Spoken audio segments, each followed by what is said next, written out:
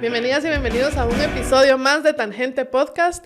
Hoy vamos a hablar acerca de esos casos donde uno se esperaba pues una justicia, no sé, grande, donde hubiera mucho tiempo de prisión o algún tipo de cargo que fuera, digamos, ejemplar o algo así, y luego resulta que estas personas salen libres con algún tipo de digamos, entrega monetaria mínima que uno diría, bueno, es un gran negocio, ¿no? Robar millones y salir con unos cuantos cientos de miles. Hablamos de casos más o menos como los de Sinibaldi o Jorge Luis Benito, o ahora en este caso Cancerbero, donde también a una persona de la familia Lorenzana se le dio esta medida. Les hablo acerca de la ley de aceptación de cargos, que como todos sabemos, pues tendrá usos buenos y usos malos, pero de eso vamos a hablar el día de hoy. Antes de empezar, déjenme hacerles un par de recordatorios. El primero es que por favor se suscriban. Estamos muy contentos y agradecidos porque ya llegamos a nuestra meta de 20,000 seguidores o suscriptores en YouTube, y justo a tiempo porque ya pronto va a ser nuestro aniversario, así que gracias por ese apoyo. Pero si conocen a alguien que todavía no está suscrito, pues aprovechen de una vez a compartirles este episodio o cualquier otro episodio de Tangente y recomendarles que se suscriban a nuestro canal de YouTube. También recuerden que pueden escuchar esto en Spotify o Apple Podcast o en cualquier plataforma de streaming de podcast. Ahí nos encuentran como Tangente GT. Y también recordarles que San Miguel tiene madera de expertos, y para cualquier necesidad relacionada con madera, pues pueden llamarles o también hablarles por WhatsApp al 2268-0808. Ellos están pues por toda la República, pero su sede está en la Sexta Avenida 12-27, zona 9. Así que ya saben, San Miguel tiene madera de expertos. Y bueno, ahora habiendo hecho todos estos recordatorios, les presento a mi invitado para el día de hoy. Él es Carlos Paz Archila. Bienvenido, Carlos. Hola, muchísimas gracias, Lucy, a ustedes por la invitación, y con gusto para platicar aquí de todos esos casos, y sobre todo, pues obviamente el tema de aceptación de cargos, que como dices genera ese tipo de insatisfacción social, si se quiere decir así, pero creo que tiene muchos temas que analizarse alrededor, ¿verdad? Y bueno, Carlos es abogado penalista, pero también ha ofrecido consultorías o ha hecho otros proyectos pues, que tienen relación con toda la materia de la justicia. Y por eso pensamos que podía ser un buen invitado para hablar acerca de esto.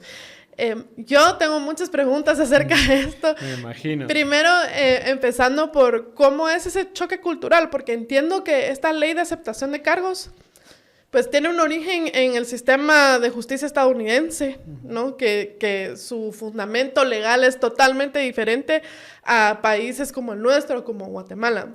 Y entonces, ¿hay algún tipo de choque cultural o histórico entre la idea de este plea bargain, como le llaman en Estados Unidos, y la aceptación de cargos como se vino a adaptar a nuestro sistema? Yo creo que sí, definitivamente hay un choque cultural, y no solo con este tema en específico, sino con la concepción del sistema de justicia penal como tal, ¿verdad? Es decir, como sociedad, normalmente la sociedad latinoamericana y específicamente la nuestra, pues está acostumbrada a pensar que el sistema de justicia es para aplicar castigos y castigos severos. Y no digamos a nivel histórico, Guatemala ha sido todavía la que promueve más o ha promovido más ese tema de plantear penas, incluso en su momento contemplar pena de muerte, porque eso era lo que en algún momento la sociedad reclamaba como justicia. Y creciendo cultural y socialmente en eso, una norma o una ley que te permita de alguna manera entrar en un proceso de negociación con el ente acusador para reconocer o la totalidad o una parcialidad de los cargos que en algún momento te están señalando, pues obviamente eso choca con una concepción inicial que tenemos, pero que de alguna manera Latinoamérica sí se ha venido enrolando en esa dinámica, tal vez no por una concepción social o histórica de que ese ha sido la construcción de su sistema, sino más bien por una necesidad de descongestionar sus sistemas o incluso de brindar respuestas un poco más inmediatas a los casos que culturalmente también al nivel latinoamericano sabemos que hay una sobrecarga de casos que tampoco hay mucha respuesta hacia ellos y que eso genera insatisfacción social. Entonces, sí hay un choque que implica también que como sociedad debemos empezar a entender que existen otras modalidades de administración de justicia más allá de la tradicional que tenemos de aplicar un castigo severo, porque ese es el único que tenemos, sino que pues podemos entrar a otras dinámicas. Por supuesto que privilegiando un aspecto técnico. Muy distinto es ya cuando hay otros intereses en juego que motivan esa clase de negociaciones en los casos concretos, ¿verdad? Sí, o sea, me imagino que la intención original de adaptar este plea bargain a nuestra legislación debe tener algo que ver con eficacia o celeridad de la justicia, o incluso ayudar a armar casos que son difíciles de armar porque no se tiene suficiente información o evidencia. Pero, digamos, sí hay como costos y beneficios de este tipo de legislación, porque como bien decía, hay como una percepción de qué es justicia aquí. Y una de esas es también darle como una demostración o disuadir a la persona que va a cometer un crimen de, mira, no cometas este crimen porque esto te puede pasar. Pero ¿qué pasa cuando hay estas personas que encima de todo tienen unos casos pues muy famosos, todo el mundo sabe, la gente reclama que estas personas hayan cometido estos actos de corrupción o lo que sea, y luego salen libres? Entonces la idea es, uno, no hay justicia, ¿no? Y dos, es cualquiera lo puede hacer, o sea, no existe esa disuasión. Lo estoy diciendo muy como uno lee en los comentarios en redes sociales, cuando se publican este tipo de noticias y demás, pero ¿hay algo ahí que no estemos viendo o simplemente se trata de un mal uso de lo que esta ley propone? Yo creo que, y nos podríamos pasar horas tratando de desarrollar las ideas, creo que hay una mezcla de muchas cosas. Es decir, obviamente hay insatisfacción cuando uno mira en casos que socialmente uno los conoce como los casos gruesos o los casos de corrupción, que dicen, bueno, pero ¿cómo es que se puede aplicar en eso, en ese perfil de caso, donde esperas una respuesta del sistema más inmediata, pero también severa? Leyes de este tipo también plantean exigencias a nivel de que el Ministerio Público o los entes que desarrollan la investigación debieran ser más efectivos, porque si se va a sentar a negociar con una persona que se sindica de la comisión de un hecho delictivo, pues es porque ya tiene algo desarrollado. Hay muchos factores en cuenta. Tal vez creo que la discusión pasa primero por un problema que tiene el país, no de ahorita, sino de hace muchísimos años o muchísimas décadas, que es que tiene una ausencia de una definición de política criminal clara, integral, precisa, que defina en primer lugar cuál va a ser su diseño de actuación en casos que va a considerar severos, aquellos que no los considera tan severos y aquellos que considera que son delitos de bajo impacto. Y sobre esa base es que debiera diseñar toda su política criminal y sus instrumentos para poderla aplicar, como en este caso la ley de aceptación de cargos. Es decir, si yo seleccionaría completamente, bueno, miren, como Estado, yo me preocupo por bienes jurídicos como el patrimonio del Estado, la vida, la integridad de la persona, esos son los que voy a considerar, por ejemplo, como los bienes jurídicos más importantes en mi política criminal. Yo debiera sacar de ese catálogo cualquier mecanismo que pudiera facilitar o persuadir o de alguna manera hacer más o menos severo cualquier castigo, cualquier procedimiento. No, ahí sí voy a concentrar mis esfuerzos y voy a tratar de desarrollar el mayor castigo posible.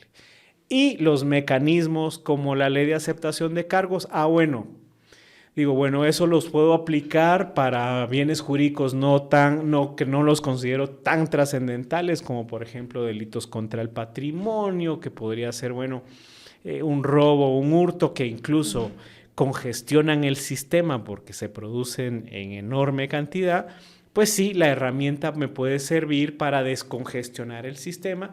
Por supuesto que le exijo que si el Ministerio Público se va a sentar a negociar es porque ya fue efectivo en su investigación y yo ya me puedo sentar con Lucy y decir, mira Lucy, ya tenemos esta investigación, ahorremos tiempo, ahorremos recursos del Estado, seamos efectivos frente a la sociedad.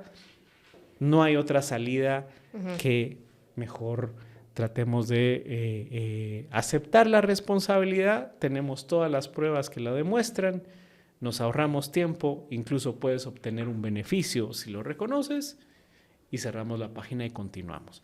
Y sobre esa base una herramienta como estas puede ser útil precisamente para eso, para descongestionar el sistema, para dar esos beneficios, para que el Estado sí se concentre en aplicar su castigo más severo y todos sus recursos en investigaciones que puedan ser más complejas, como delitos de corrupción o delitos de crimen organizado, donde yo voy a decir, esto sí no lo voy a poder contemplar dentro de estos beneficios. Pero ¿qué tenemos? Que no existe esa visión de política criminal que, como te decía, no es de ahorita, sino es de hace muchísimos años. Entonces, de repente me encuentro con que delitos o casos que en su momento se reflejaba que había la participación de N cantidad de gentes, donde había enorme cantidad de dinero, donde el Estado se había afectado grandemente, donde la sociedad se veía incluso molesta por verse afectada por una conducta así, pues también se puede utilizar ese mecanismo para beneficiar a personas responsables de ese delito. Entonces, creo que todo eso que vemos y esa insatisfacción es porque el diseño que tenemos no responde a una política criminal coherente. Voy a hacer una pausa para recordarles que en esta época de calor, pues la infestación de pulgas y de garrapatas empieza como a aumentar, ¿no? Y para eso existe Bravecto y Bravecto Plus, que son desparasitantes externos originales que duran hasta 12 semanas y combaten pulgas y garrapatas en los perritos y también ácaros. Y bueno, tienen un respaldo científico para su uso en perritas en gestación, así que si su perrita está embarazada y va a aumentar su familia canina, no se preocupe, igual puede usar Bravecto, igual con perritas que son lactantes. Ahora en gatitas todavía no es recomendado, pero están de venta en su pet shop favorito y pues pregúntele a su veterinario si puede usar Bravecto en esta época de calor cuando aumenta la infestación de pulgas, garrapatas y ácaros. Sí, porque yo creo que muy distinto sería si dijéramos, bueno, esta persona salió libre aceptando los cargos, pero la información que nos dio nos permite desarticular una red de corrupción, por ejemplo.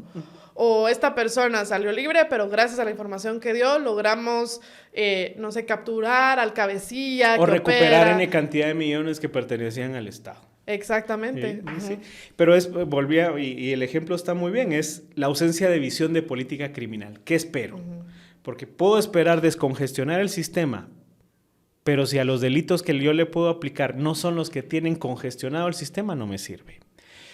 Puedo pensar que todos mis esfuerzos es en tratar de fortalecer las capacidades de investigar y sancionar crimen organizado, pero si no le doto a la ley de la posibilidad de que esa persona también, o la obligación que tenga de declarar o brindarme información que me permita desarticular una estructura criminal, pues tampoco me va a servir. Y lo único en lo que voy a entrar es una dinámica solo de negociación baja. Solo es definir tiempos en los cuales quiero aceptar los cargos. Bueno, si los acepto ahorita tengo la mitad de la rebaja. Bueno, puedo esperar a ver cómo evoluciona la investigación. Si los acepto después de que me dictan el auto de apertura a juicio, una tercera parte. Pero eso es lo único que al final de cuentas entra a discusión. Y el Estado solo percibe eso. Salirse de un expediente, pero no hay una visión integral de qué otros beneficios pudiera obtener por el diseño de un instrumento de esta naturaleza. O sea, el sindicato se puede aprovechar, digamos, y jugarlo estratégicamente para su beneficio. Y así es como en la práctica se hace, porque a la hora de la hora creo que todos van identificando precisamente esos vacíos. Mira, el tema de la justicia penal lamentablemente ha sido una de las que más ha concentrado los recursos en cuanto a modernización y es la que más desordenado ha crecido. Y sobre esa base incluso ves que reformas vienen al Código Procesal Penal. El tema de aceptación de cargos es una reforma más al Código Procesal Penal, que a la hora de la hora te encuentras con estas incoherencias. Es decir, no la puedo aplicar para un delito de bajo impacto, una ley de aceptación de cargos, pero resulta que sí lo puedo aplicar para un delito de corrupción, por ejemplo. Y ahí es donde uno decía, bueno, pues entonces pareciera que el Estado no tiene claro hacia dónde quiere concentrar sus esfuerzos de persecución penal. La pregunta sería si lo hace por una deficiencia técnica o porque no lo ha sentido, no se ha sentado a diseñarla, o deliberadamente así lo diseña. Ok, o sea, no es tanto que depende de quién la esté ejecutando, sino desde el inicio, por diseño, viene ya con esas falencias, digamos. Recordemos que históricamente siempre se ha dicho desde que veníamos en un proceso de negociación de acuerdos de paz que el sistema de justicia por acción o omisión tenía responsabilidad en la situación social y política que hemos vivido como país. Sobre esa base se ha dicho también de que obviamente esa acción o omisión toda responde a una intención de que el sistema funcione así, de manera débil, y no encuentre un punto de coherencia y un punto de definición que le permita encontrar un norte y sobre ese norte fortalecer toda su estructura, toda su institucionalidad y toda su normativa. Entonces, ¿qué hemos hecho? Tirar globitos que intentan salvar de alguna manera en algún momento el sistema. En su momento se tiró el Código Procesal Penal, nunca se promovió un Código Penal nuevo. Hay que atacar ahora, por ejemplo, el tema del lavado de dinero, entonces creemos una ley de lavado. De repente, se nos ocurre que hay que hacer la aceptación de cargos, entonces reformemos y planteemos la aceptación de cargos, pero sin una lógica, sin una sombría definida de realmente hacia qué queremos perseguir. Ajá. O sea, como apagando incendios cada vez, pero sin una visión de cómo va a ser la justicia en este país, digamos. Exacto. Ahora, ¿cómo llegó entonces la figura de la aceptación de cargos a Guatemala? Digamos, ¿cómo se importó de otro tipo de...? Recordemos que sí, como te decía al inicio, la aceptación de cargos es una figura que ya se venía aplicando. Obviamente surge en Estados Unidos por el esquema y la estructuración de su sistema jurídico, pero se empieza a implementar a nivel sudamericano. Colombia es tal vez la que en los últimos años tenía precisamente una experiencia un poco más práctica o muy similar al sistema jurídico estadounidense. Y sobre esa base de lo que venía pasando también a nivel sudamericano, pues obviamente nos situamos en la época en la cual estaba CICIG en el país y se dice, bueno, se evalúa y se experimenta que hay un alto congestionamiento del sistema de justicia, se necesita realmente focalizar los esfuerzos en aquellos casos que realmente son de alto impacto y tratar de encontrar otros mecanismos de salida y de darle un respiro al sistema de justicia, y a partir de ahí es que yo recuerdo que surge una primera propuesta por parte de la Comisión Internacional contra la Impunidad de discutir el tema de la aceptación de cargos, que incluso se planteaba la posibilidad también, y recordemos que era tal vez el auge que tuvo la definición de concentrar los esfuerzos en combatir crimen organizado. Entonces surgió también la iniciativa e incorporaba en su momento la posibilidad de que el que se acogiera a un beneficio de estos también debía participar como testigo, si el Ministerio Público así lo requiriera, para brindar información que permitiera desarticular o desarrollar una investigación criminal a otras estructuras que se hubieran participado. Entonces, de esa manera surge como una herramienta que tal vez así ha surgido en los demás países, que era permitir darle un respiro al sistema en aquellos casos que como política criminal consideramos que no hay necesidad de que tengan que pasar por todas las etapas de un proceso penal, pero además también brindar una herramienta que pudiera permitir también obtener más información de cómo funciona una estructura criminal y tratar de enfocar los esfuerzos hacia eso. Entendíamos que en esa lógica, en esos años, era el esfuerzo del Estado tratar de combatir crimen organizado. Y así surge la iniciativa a lo interno de Corte Suprema de Justicia y así se presenta a Congreso de la República. Lamentablemente, pues ya a nivel de discusiones de Congreso es que ya creo que quedan por fuera los aspectos técnicos y ya son otros intereses en juego. Se quita, por ejemplo, el tema eso de la obligación de declarar si en algún momento el MP lo considera necesario. Cuestionable también el tema del catálogo de delitos sobre los cuales sí se puede aplicar o sobre los cuales no se puede aplicar la aceptación de cargos. Entonces también pareciera que se limita el alcance de la iniciativa y finalmente como ley. Y ahí yo creo que eso volvemos nuevamente a aspectos no solo de intereses políticos, económicos y demás en juego, sino también a un aspecto cultural. Como sociedad hemos estado acostumbrados de que queremos, y perdóname la expresión, ver sangre en el sistema de justicia penal. El sistema no funciona si no hay una pena que sea de 50 años de prisión o que fuera perpetua. y solo pareciéramos que con ese tipo de sanciones nos vemos satisfechos a nivel de justicia. Tampoco es así. Tampoco, también a nivel social debiéramos ir también a esa transición de entender que el sistema de justicia penal, su poder disuasivo no es en la cantidad de la sanción, sino que sea efectivo. Exacto. Que yo como persona que voy a cometer un delito, tengo la certeza de que si lo hago, casi seguro que a los 2, 3 días me van a estar tocando la puerta porque se mire, usted es responsable de esto, venga para acá. Pero eso no pasa ahora. Sí, sí. Y era como, se lo decía yo a mis alumnos hace años en Derecho Penal, lo decía un libro que era de los delitos y las penas en 1763. La eficacia del sistema no radica por la gravedad de la sanción, sino por su efectividad en la aplicación. Y se los ponía como ejemplo con los cepos. ¿Qué pasó cuando hace añales instauraron los cepos? O sea, el tema de hace 20, 25 años una sanción o una multa de 500 quetzales era increíble, pero ¿cuál era el poder disuasivo? No eran los 500 quetzales, sino cuando surgió Emetra era porque sabía uno y tenía la certeza que si uno se parqueaba en un lugar que no era permitido, le iban a poner el cepo. En 2, 3 minutos ya tenía el cepo colocado. La MUNI hasta se dio el lujo de rebajar la multa en ese entonces de 500 a 250 y la gente siguió aprendiendo que en esos lugares no se parquea. ¿En qué radicaba? En la efectividad que tenía Emetra en su momento de sancionar. Eso radica aquí. O sea, puedo tener una pena de 5 años que al principio puede parecer mínima, pero si yo tengo la certeza que la persona cometió esa conducta y al poco tiempo va a recibir esa sanción, ese es el poder disuasivo que tiene.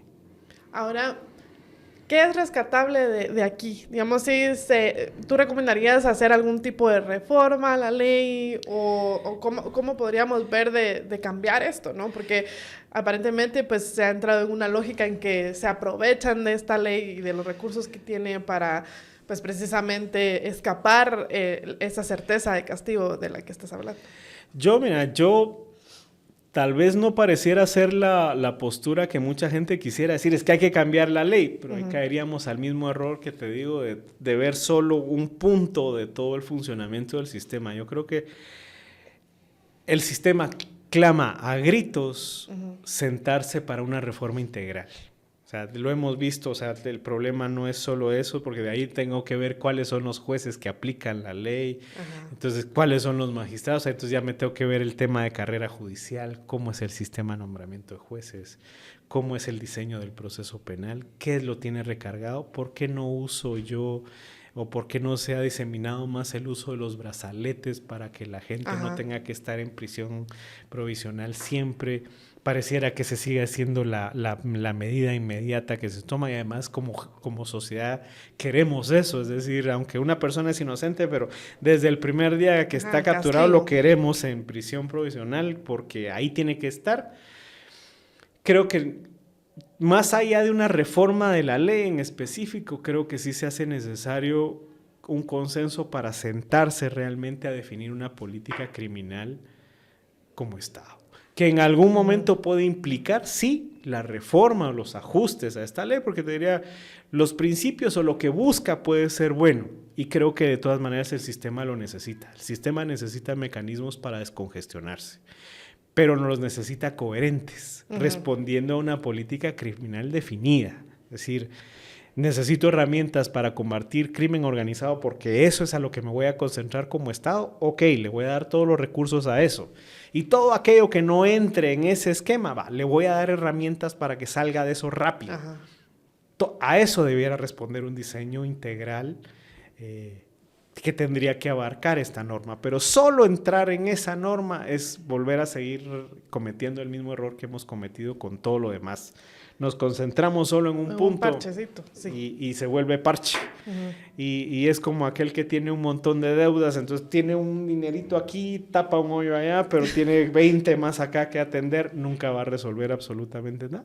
Y la insatisfacción a nivel social va a seguir pasando, lo que nos tiene aquí con casos donde ahí yo esperaba otro castigo, yo esperaba otra reacción, y eso pues va a seguir siendo así hasta que no veamos seriamente el tema. ¿Y quiénes tendrían que sentarse en esa mesa para pensar en este tipo de reforma más profunda al sector justicia? Siempre hemos dicho, y espacios siempre han habido, desde que hubo acuerdos de paz, había comisión de fortalecimiento de la justicia que estaba el organismo judicial a través de sus magistrados, estaba el Ministerio Público, estaba la Defensa Pública, estaban las facultades de derecho, por lo menos las principales.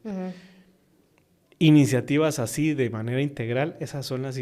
Tendría que ser una visión institucional, pero aquí también reconozco que pareciera que soy como muy inocente a decirlo, pero pues debiera surgir de las propias instituciones que involucran. O sea, yo te diría, pues tendría que estar sentado el Ministerio de Gobernación, tendría que estar sentada la Defensa Pública, tendría que estar sentado el INASIF, tendría que estar sentado el organismo judicial, tendría que estar sentado el Ministerio Público para realmente diseñar como Estado y el Ministro de Gobernación qué quieren, hacia dónde quieren ir como sistema de justicia penal. Como mínimo. Pero qué gran reto, porque digamos, hemos visto en otras instancias donde hay esas representaciones de diferentes sectores o gremios de la población que luego al final terminan pues respondiendo a otro tipo de incentivos, ¿no? Como por ejemplo las comisiones de postulación, que en principio se dijo, bueno, sí que hay ahí representantes de las diferentes facultades, pero luego lo que sucede es que se cooptan estas facultades porque tienen este pequeño espacio de poder.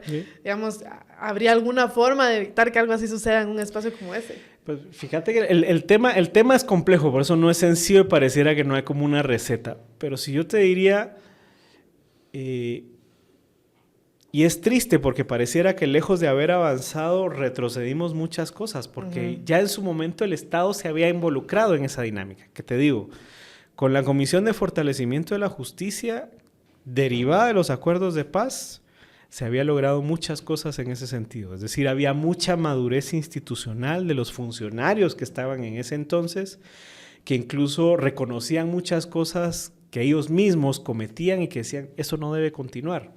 Uno miraba magistrados diciendo, sí, no es posible que nosotros concentremos funciones administrativas y jurisdiccionales. O sea, yo fui abogado, te decían, por 40 años...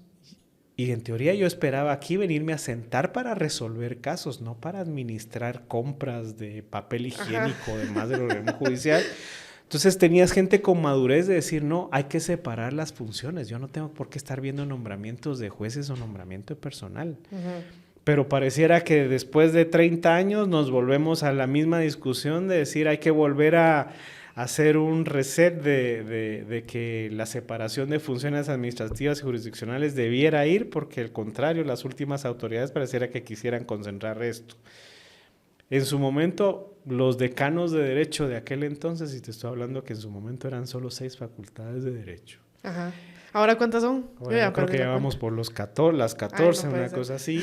Pero ya en ese entonces incluso hay un documento oficial elaborado por ellos donde reconocían las debilidades en la enseñanza del derecho. Señalaban la alerta que debía tener ese tema para ver cuál era el producto y el recurso humano que las facultades en su momento estaban dando al sistema. Y nunca después se le dio continuidad a todo eso, porque decís, bueno, eso fue evolucionando, se fue desviando de sus objetivos, pero se podía hacer. O sea, es decir, creo que si vamos encontrando espacios como ahora de encontrar cuadros que puedan representar a las instituciones y pudieran realmente asumir su rol institucional en serio, en función del sistema, creo que podría lograrse algo un poquito más, o por lo menos empezar a hacer un camino que no es fácil. O sea, en esta dinámica llevamos años para poder llegar a este punto. O sea, creo que en algún momento toma tiempo, pero por algún lado tenemos que empezar. Lo hablábamos con gente que participó en la reforma de justicia penal al inicio, con Alberto Binder y mucha gente que estuvo en Argentina y en Chile. Decían, bueno, en su momento toda la reforma penal en Latinoamérica empezó en Guatemala. Entonces todo el mundo veía los ojos y desviaba sus ojos hacia Guatemala para saber qué está pasando, cómo se implementa. Ahora se vuelven los ojos otra vez a Guatemala, pero para ver cómo no se aplica una reforma procesal penal. Y tristemente así estamos. Sí, tristemente. Y hago una pausa para contarles que Transdoc es la feria de empleo permanente y si usted tiene una empresa y quiere acceder al mejor talento humano, recuérdese que puede contratar los servicios de Transdoc. Ellos, cuando usted contrata ese servicio, uno tiene acceso ilimitado a hojas de vida, publicación ilimitada de vacantes y usuarios reclutadores también ilimitados en el periodo que contraten el servicio. Transdoc tiene candidatos en todo el país y también tiene perfiles que podrían cubrir puestos desde gerencias hasta nivel operativo. Y cualquier duda, pues saben que pueden escribir a contáctenos@transdoc.com o visitar transdoc.com. Ahora, ¿cómo ves el momento político ahorita como para llevar a cabo una tarea así tan titánica? ¿Estamos en un momento político que podría ayudar a que algo así suceda? ¿O es mejor esperar a que se calmen un poco las aguas? Digamos, uno podría sospechar que sí hay voluntad política de alguna de las partes y de otras no. Pero, ¿cómo lo ves tú? Yo creo que estamos en un momento político que no lo veía yo en los últimos 10, 15 años. Es decir, en una dinámica que aunque es convulsa, creo que estamos en un momento mucho mejor como para promover esas discusiones. O sea, es decir, y se vienen momentos duros, pero yo creo que son los momentos más oportunos, porque pues estamos a las puertas de la convocatoria para comisiones de postulación de Corte Suprema de Justicia. En un periodo seguimos discutiendo el tema del funcionamiento y cómo se desenvuelve una fiscal general al frente del Ministerio Público.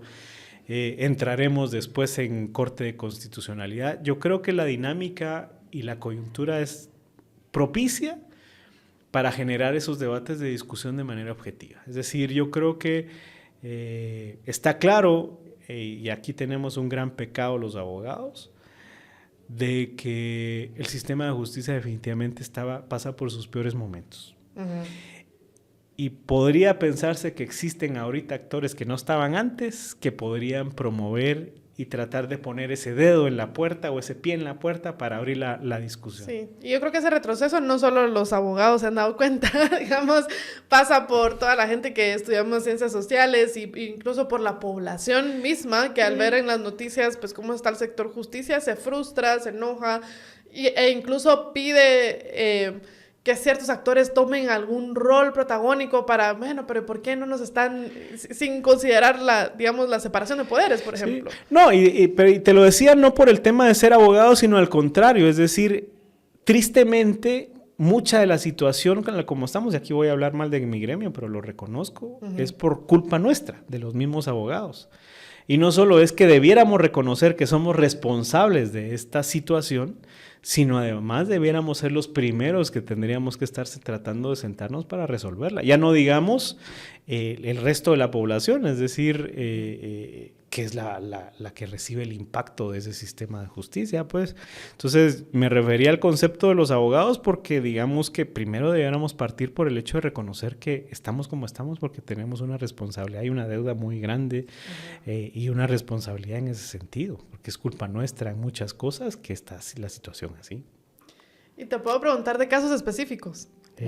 Dependiendo te diré, porque hay algunos que en algún momento yo sigo siendo abogado en algunos casos, no sé de ahí cuáles serán. ¿Alguno donde haya habido un buen uso de esta figura, ya sea aquí o en otros países, y alguno donde es ejemplo o demostración de que no se utiliza del todo bien? Es que fíjate que muchos casos a nivel del día a día podrán utilizarse y tengo conocimiento de que se utilizan y no necesariamente son casos de alto impacto. Y que los veo bien utilizados, es decir, de alguna manera ya el Ministerio Público realiza una investigación. He visto incluso papeles objetivos por parte de los abogados defensores donde aconsejan al cliente y le dicen, mira, realmente sí estamos frente a una situación cuesta arriba. En el caso concreto, no tenemos muchas probabilidades, creo que la aceptación de cargos puede ser la mejor opción. Y creo que para eso fue diseñada, para esa masa de casos que no necesariamente te captan la atención de los medios de comunicación, pero que sí captan muchos recursos del Estado. Y ahí es donde yo te diría, pues sí debiera verse el tema de la aplicación y su difusión. ¿Sí? casos de alto impacto como los que me mencionaste, creo que eso es parte de lo que debemos reflexionar como Estado, si queremos que se resuelvan así o si se van a resolver así, ¿qué gana el Estado más allá del simple descongestionamiento?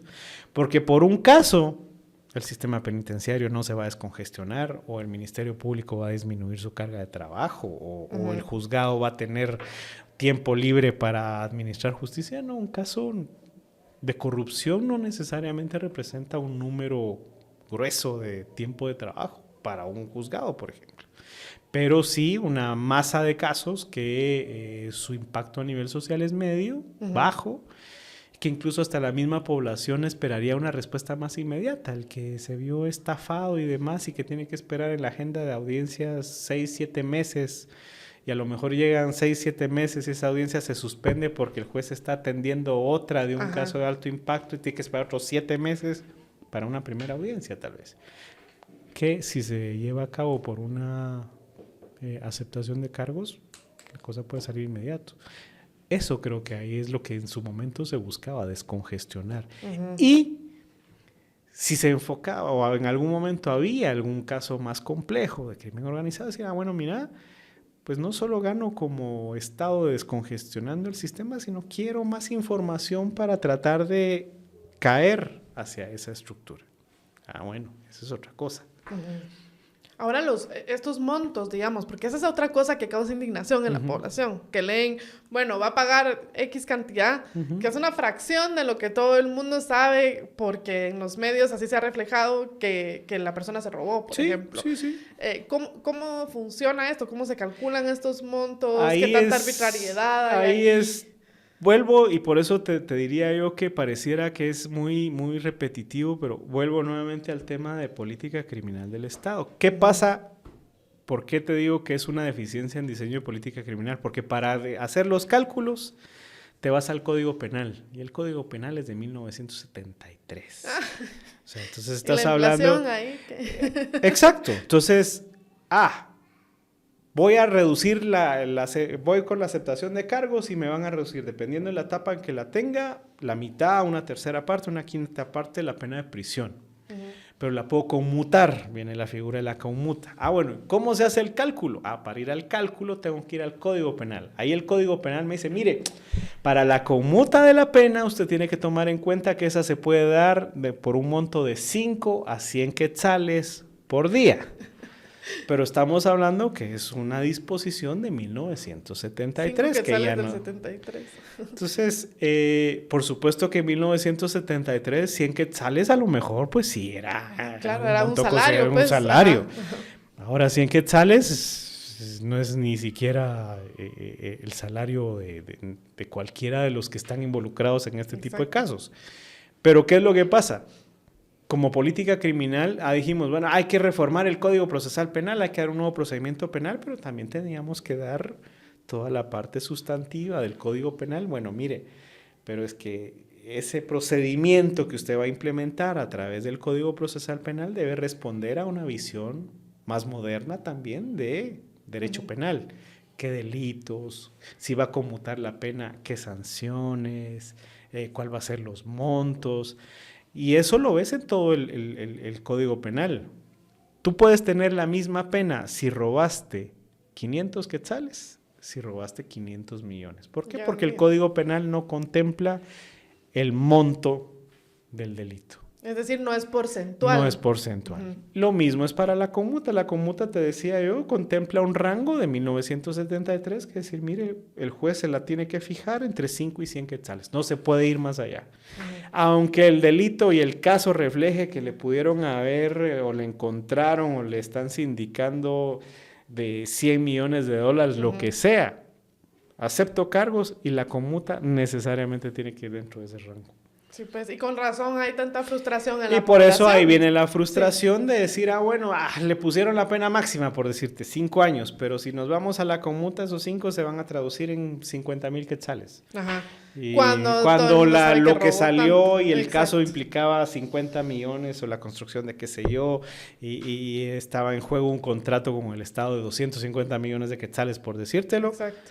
Pero vamos al tema de ausencia de una política criminal. El Estado nunca se sentó a decir, ok, voy a reformar el proceso penal, pero también tengo que reformar la parte sustantiva para evitar esas contradicciones a la hora de la aplicación práctica. Y luego toca buscar otras formas de hacer justicia. Digamos, la población, pues a veces toma la justicia por sus manos, quizá no de una manera del todo violencia física, pero sí, por ejemplo, una suerte de ostracismo, donde se trata de avergonzar a la persona en lugares públicos, o luego se acude a Estados Unidos para ver si incluyen a estas personas en ciertas listas. Pero eso denota una debilidad de nuestro Estado para poder alcanzar la justicia, porque tener que clamarle a Estados Unidos, Unión Europea, Canadá, pongan ustedes las sanciones porque yo no lo logro, entonces eso, ¿cómo nos deja? Ahí es precisamente eso, porque al final de cuentas tenés un sistema de justicia que aunque funcione, no cumple su función de brindar una respuesta social a un problema en específico que afectó derechos. Entonces la gente se queda con esa sensación y esa insatisfacción de decir, puchica, pues entonces ¿de qué sirve el sistema de justicia si pasa esto? Y entonces, como decir, lo único que le queda es su rechazo a nivel social, que el Estado reclame entonces que sean otros países los que asuman el rol de sanciones más severas porque no las encuentra acá. Pero es precisamente cuando un sistema de justicia penal no funciona o funciona de una manera tan desordenada, desarticulada y sin coherencia, donde encontrás este tipo de respuestas que el ciudadano dice, entonces, ¿de qué me sirve? Sí, al final toca como acudir a algún sistema moral de fe o lo que fuera, porque si no, la gente dice, bueno, ¿de qué me sirve ser un ciudadano honesto? Si los que son, pues, corruptos, criminales, etcétera, luego salen con esto. Lo único que mantiene la rectitud del ciudadano es ya sea su código moral o de fe o el ejemplo que le quiera dar a su familia, su legado, etcétera. Lo que te queda es eso, o sea, es decir, cómo creciste, cuáles fueron los valores que te inculcaron, porque a la hora de la hora, date cuenta, nuestra sociedad está muy enfocada a decir, si tratas de seguir lo que dice la norma, culturalmente, ay no, qué bruto, ¿cómo se le ocurre hacer todo conforme? Porque si me voy por el camino más corto, puedo tener más éxito, o puedo lograr más, y aunque lo haga y sé que es contra la ley, sé que no me va a pasar nada, y si me pasa, sé que lo puedo arreglar en el camino, y si aunque no lo logre arreglar, sé que la sanción va a ser mínima, y además se vuelve como una relación, un tema costo-beneficio. El sistema tiene deficiencias, puedo encontrarle ahí una forma de salirme, y al final de cuentas pareciera que socialmente sobre eso crecemos. Sí, wow, qué difícil. Empezamos hablando una cosa, pero vemos que tiene implicaciones más profundas, ¿no? Eso es más, sí, por eso te decía, es como, son temas muy concretos, muy precisos, pero cuando hablas del tema penal, es que ahí vas entendiendo que responde a una situación más global, que su solución tiene que ser integral. Sí. No podés solo en un solo aspecto verla. ¿La descartarías del todo? ¿Cuál? La ley de aceptación de cargos. No la descartaría del todo. Yo creo que tal vez si querés de alguna manera corregirle algunos aspectos, yo sacaría que el organismo judicial te lo saca en un día, cuáles son los delitos de más incidencia o que tienen congestionados los juzgados. Y sobre esa base tal vez reformaría el catálogo de los delitos sobre los cuales se puede aplicar. Okay. Para tratar de sacar y descongestionar todo eso que no tiene un tanto impacto social y que la gente necesita una solución más inmediata. Le pondría un poquito más de atención a, cómo voy a tratar los delitos un poco más de corrupción, por ejemplo. O trataría de volver a poner el tema de decir, voy a requerir o no que esa persona que va a ser beneficiada declare. Ajá. Esos te diría yo que serían los dos temas que si querés enfocarte solo en eso, volvamos a discutirlos.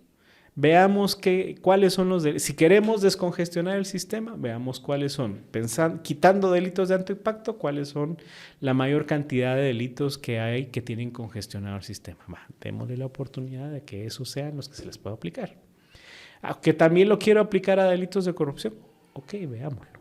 Pero veamos entonces como Estado si te voy a dar un beneficio de esos, creo que el beneficio como Estado no necesariamente debe ser solo el tema de la descongestión. Debiera buscar otro tipo de herramientas u otro tipo de beneficios como Estado. Sí. Sí, definitivamente. Y además, pues a nivel social también tenemos que entender y tal vez habrá que hacer algún esfuerzo también a nivel de formación social de que también ese es un esquema válido de resolución y de funcionamiento del sistema, entrar en una negociación.